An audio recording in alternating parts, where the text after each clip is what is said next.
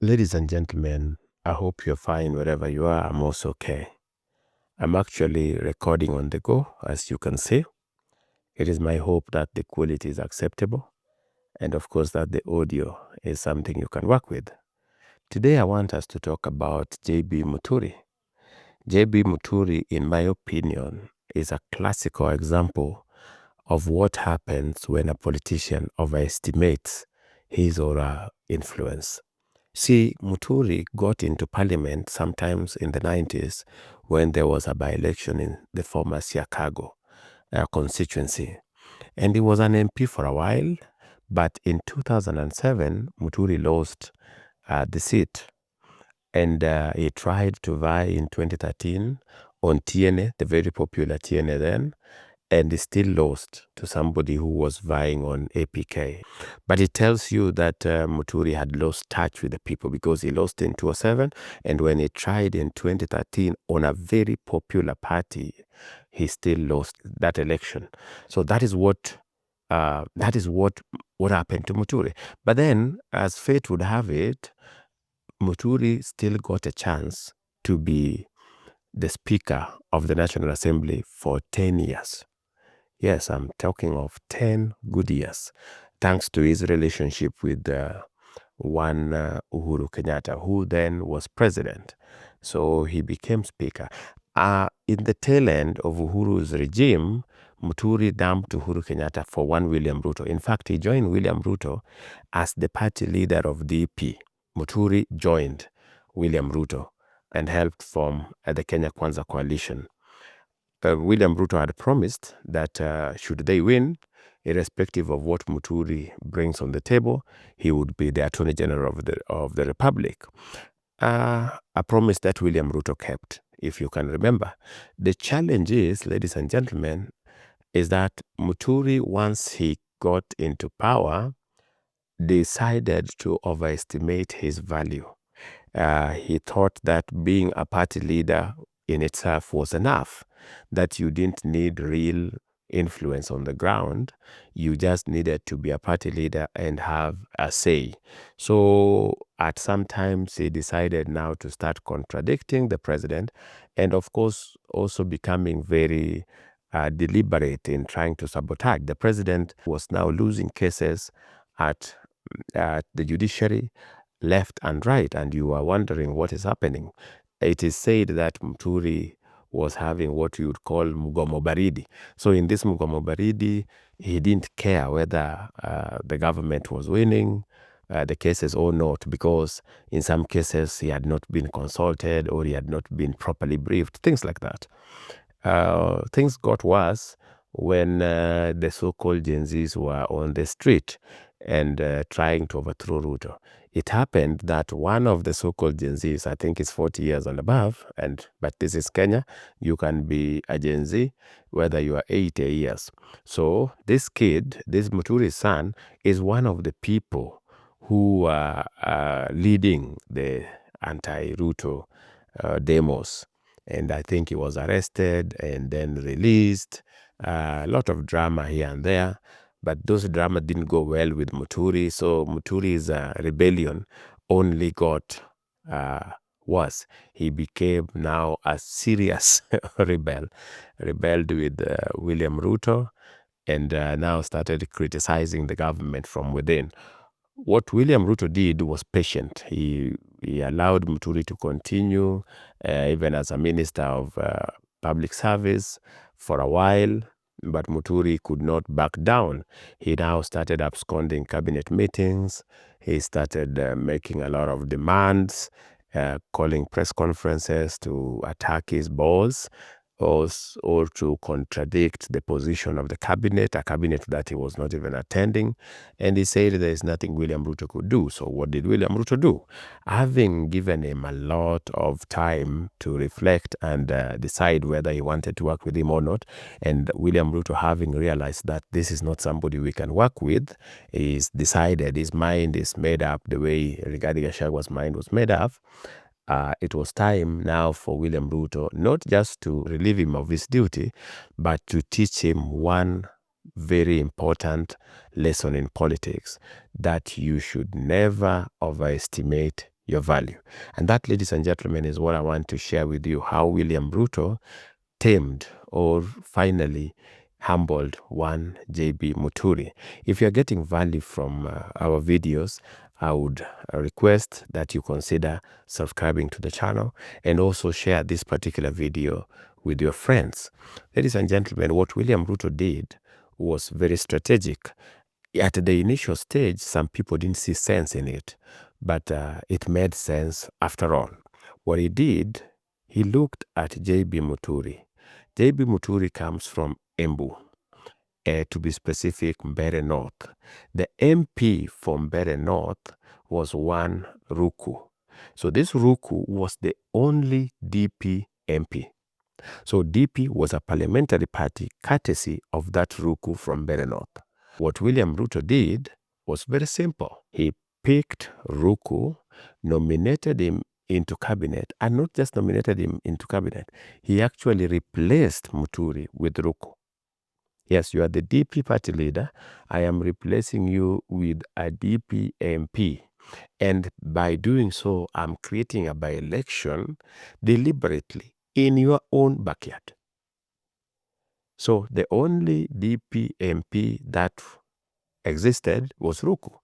Ruto picks that Ruku to replace the DP party leader, thereby creating a by-election. Now, some people said this was a very arrogant move, considering that Rigathi Gachagua had told us Mount Kenya had rejected William Ruto. And of course, there is no way they can elect anybody who's associated with William Ruto, let alone elect somebody on UDA party. So what happens? By-elections are announced. DCP, through Rigathi, wants to field a candidate. In fact, they did field a candidate. But then Muturi argues that that would be very unfair, considering it was a DP post. So if the so-called united opposition is truly united, and considering that Muturi has sacrificed a lot for Rigathi by standing with him, then what he expected in return was that Rigathi Gachagua and others were going to support his candidate. So he had a candidate, a DP candidate, and then this DP candidate is not somebody who was vying for the first time. He has vied before, and he was not unpopular. He was also popular. So Rigathi at the initial stage was not very ready to cede ground, because he wanted DCP to have the first MP in from Mbeere. But Muturi was also seeing that if he was to allow DCP to have foothold in Embu, then what will be his usefulness in the so-called united opposition? So he insisted, and after negotiations, they settled on DP. And of course, it was like a foregone case. It was concluded that at the end of the day, UDA would not get any position there. And this is where they made a mistake, because they underestimated how people vote. If you want to be categorical, if you want to make demands, always be sure that people are supporting you for a reason. I will tell you here again and again that the people of Mount Kenya who support Rigathi Gachagua don't do so because they like him. That I will tell you here, I will tell you tomorrow, I will tell you another day. They are not doing it out of loyalty to Rigathi. No. According to them, Rigathi represents the oppression Ruto government has on the people of the mountain. According to the people of the mountain, bringing in Raila Odinga and by extension Luos was a betrayal that Rigathi openly spoke against. And for that reason, they believe Rigathi was kicked out of government for just fighting for them. And so as such, ladies and gentlemen, they are not like following Rigathi as a kingpin. They are following Rigathi Gachagua as a spokesperson. And I'd done a video where I had shared with you the difference between the two. There's a big difference between a kingpin and a spokesperson. And Rigathi is still a spokesperson to most Mount Kenya people. He cannot be the one deciding for them what to do.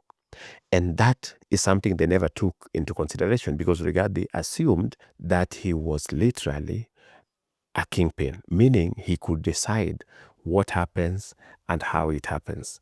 He even went to Mbeere and made it very clear that there is no way UDA could win, that he would be shocked if UDA was to even get a half of the votes that they were going to get. He said a lot, regarding Gachagua, he would say a lot.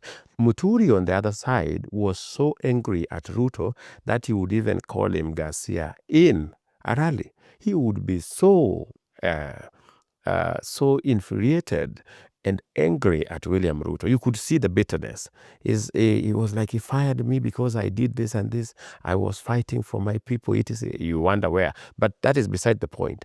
What happened, ladies and gentlemen, is that Muturi ended up losing the by-election in Mbeere North. It's like William Ruto losing a by-election in Sugoi. That is what happened to Muturi. It was so bad for him that the man, after realizing that people were even getting out to vote for Wamudende, he became very physical. You've seen those videos of Muturi literally accosting people and fighting. So it tells you, he realized later that, wow, so we are not that influential. A combined force of the so-called united opposition is still being defeated by Ruku campaigning with Kindiki and the Embu governor, Cecil Mbarire. Imagine that combination defeating a united opposition. And so they learned the hard way that you should never overestimate your value, politically speaking. Whatever it is that happens, ladies and gentlemen, you should never overestimate your value. And that is what has happened to Muturi. Muturi, even now, if he complains, even if he goes to court, even if he does what, people know. And this notion that the election was closely fought, that it was not a landslide for UDA. First of all, remember, it was not a UDA seat. UDA snatched the seat. It was a DP seat. Technically, it was the opposition seat, and they lost that to UDA. And UDA, that they had already told the people, that is non-existent in the entire Mount Kenya. So I come and I tell you, here in Homa Bay, nobody wants to hear anything about UDA. And then a UDA candidate vies against an ODM candidate here and wins. That is the kind of humiliation that happened in Mbeere. That is why Mbeere North pained the so-called united opposition more than any other by-election, because in that particular place, they had declared UDA a non-existent party. For it not just to be competitive, but to win, that was a big blow to one Justin Muturi. So, ladies and gentlemen, that is what happened. I just wanted to explain to you what happened to one Justin Muturi, how William Ruto ended up humbling this particular guy. Just as a recap, William Ruto agrees to give Muturi a G position should they win. He wins the election of 2022 and he gives Muturi Justin exactly what he promised him. Muturi, in his mind, being a party leader, is persuaded that he should have an equal say and order how things are done. He even flexes his relationship with Uhuru Kenyatta as one that should give him even a bigger voice in Kenya Kwanza. When he realizes that he's not getting that, he starts becoming rebellious and rebelling against William Ruto, using his position as the Attorney General to sabotage the same government he is serving. William Ruto patiently transfers him to another position instead of just firing him. There, he is now even tougher. Muturi gets worked up, is now openly contradicting the government, is giving speeches calling Ruto names. So William Ruto not only fires Muturi, he replaces that Muturi with the only existing DP member of parliament, one Ruku. So Ruku is a DP member of parliament. Muturi is the DP party leader. Muturi, who is the DP party leader, is the minister in charge of public service. Ruku is brought to replace Muturi as the Minister of Public Service. And then that creates a by-election in Muturi's home constituency. Muturi is now dared. William Ruto goes to that place and defeats Muturi in his own backyard. And that, ladies and gentlemen, is how William Ruto finally humbled Justin Muturi. Whatever he would say now, everybody knows that he was fired, replaced by his own, and that seat went to UDA. I hope you found value in this video, ladies and gentlemen. If you did, let me know in the comment section.